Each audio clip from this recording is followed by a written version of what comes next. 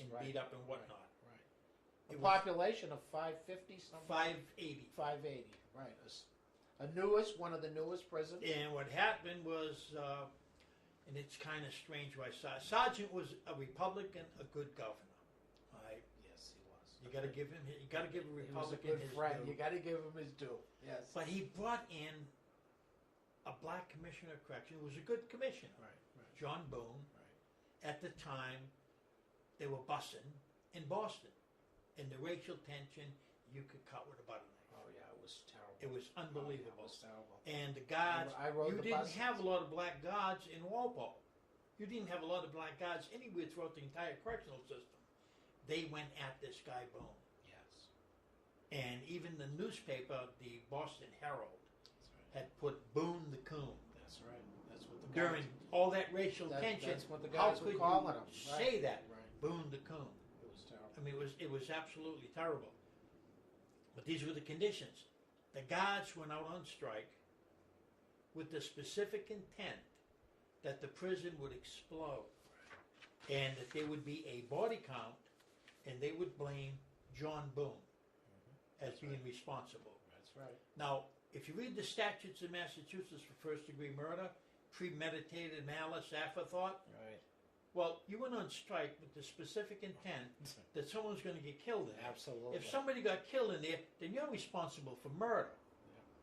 That's Nobody what they- questioned that. No, that's what they did though. But the beauty was, when they went out on strike, we took control of the prison. yes.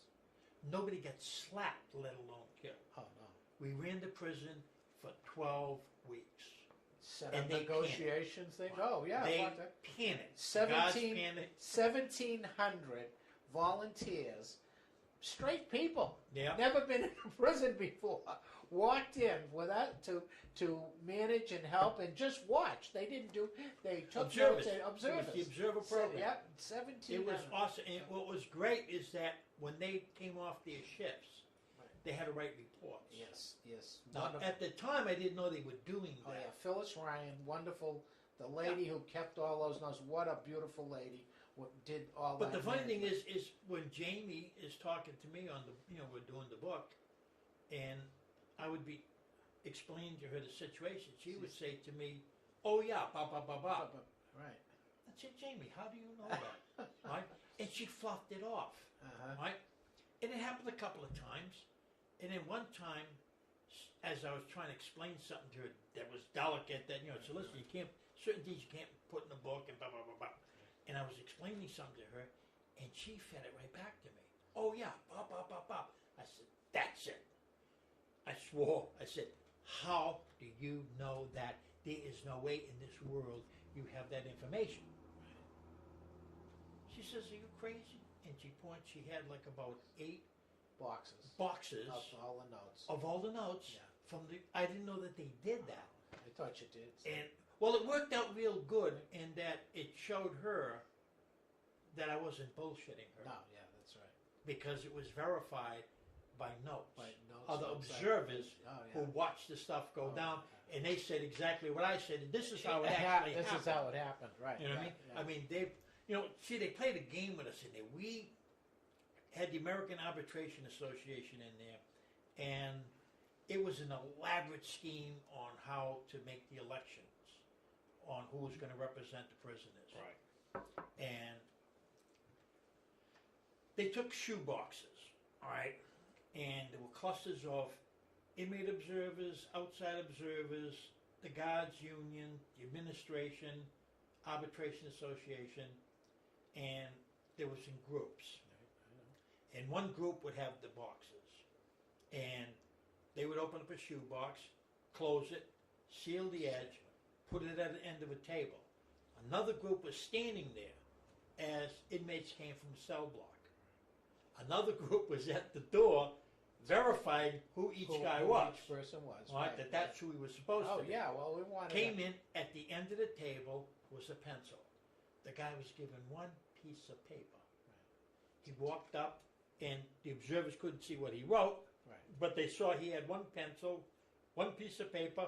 He wrote who he wanted to represent them, Right. folded it up, threw it into the box. When that block was done, they sealed that box. Another group took the box, brought it over, and put it on the table, and sat there and guarded the boxes. I mean, there was no way. There was no to way. rig Yeah, this thing. nobody could have done. And then I know that. When they did the final count and tally, they took the box, one of the boxes, opened it in front of everybody, and took one note out at a time and read what it said. And then they logged what it was.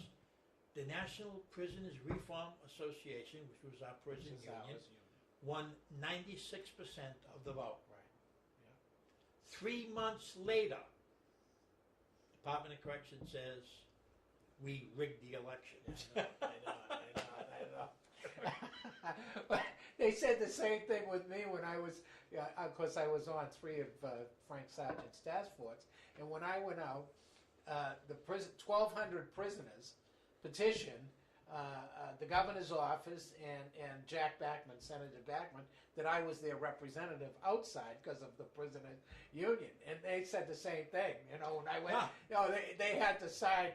All of the petition. He bulled them. We bulled them. We threatened. The thing is that it was unbelievable.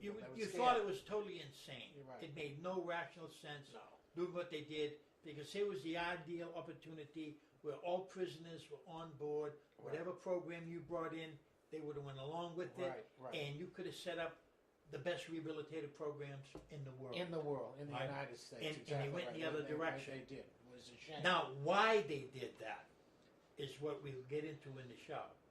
Right? The National Institution of Correction dictates policy, and in fact, to give you a little taste and flavor, this is the statute. That's several shows, I would think, in themselves, just understanding who they are, how they. Oh, absolutely, that'd be a show by itself.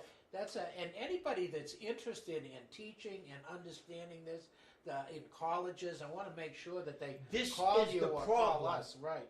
The National Institution of Correction is the problem in corrections across the United States. All right. Now, this law was put in at a time after the Attica riots and all this stuff went in. There was this law. It was Attorney General Mitchell that pushed and got the law established. Right. Mm-hmm. Now, one of the scary things is this is number 8, and it says this is the power and authority of NIC to formulate and disseminate correctional policy, goals, standards, and recommendations for federal, state, and local correctional agencies, organizations, institutions, and personnel.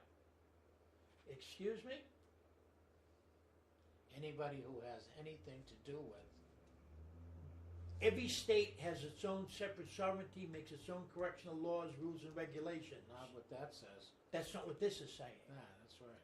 And it's like that little situation where you pass a law, turn right on red, or you get no federal road money. 55 miles an hour. You dance to the tune of NIC, or you get no correctional money. They blackmail all the states into going in their direction. And this is the problem with corrections. All sizes do not fit all. One size doesn't fit all. Well, my program in the 70s got cut because they LEA money, the federal money, cut the money for the programs. They didn't want them. Okay, but that's not so much the problem, the cutting. The problem is California, Massachusetts, and I'll show you a problem where they created big problems in Massachusetts. California system is entirely different than Massachusetts. All right? California has gangs.